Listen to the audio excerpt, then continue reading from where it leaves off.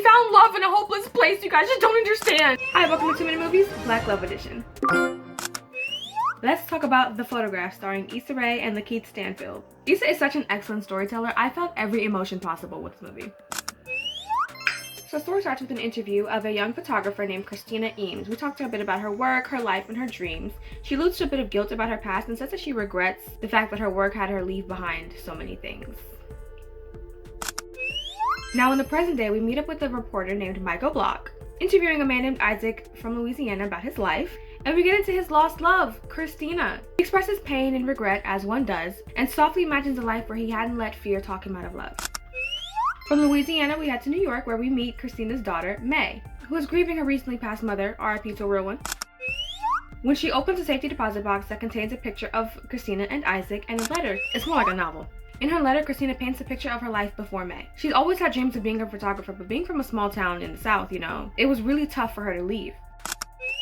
She had a beautiful romance with Isaac, and they clearly loved each other deeply, but he couldn't bring himself to fully support her and follow her to New York to pursue her dream. So she leaves without him, and they both move on with their lives separately, but they stay in each other's hearts.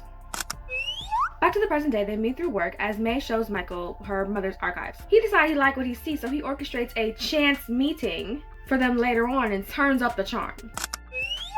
They end up spending quite a bit of time together, and even though May is just as bad at love as her mother was, she finds herself falling for him. But as always, nature must take its course, and the rock to their balloon comes in the form of Michael getting a prestigious job opportunity in London.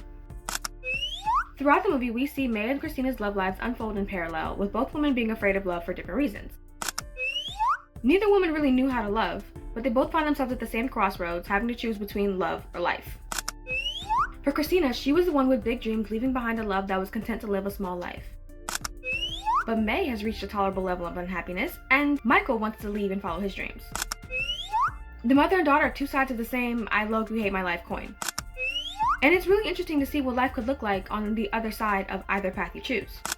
So this masterpiece is on Peacock. I give it a 9 out of 10. I love the cinematography, and it was really beautiful to see the parallels take place and the different stories unfold. I think it's a relatable story, and it's nice to see mother-daughter relationships play out the way that they did. They both had a little bit of resentment, and mommy issues really shaped them and who they became, and their views on love and relationships and life. I also love stories where we, as the audience, start the story is not the beginning of the story. I like a story told non-linearly, and that was really interesting. It's really interesting to see the different choices that one can make in life and how those choices sort of balloon and affect the next generation of our loved ones. So which would you choose? The life of your dreams or the love of your life?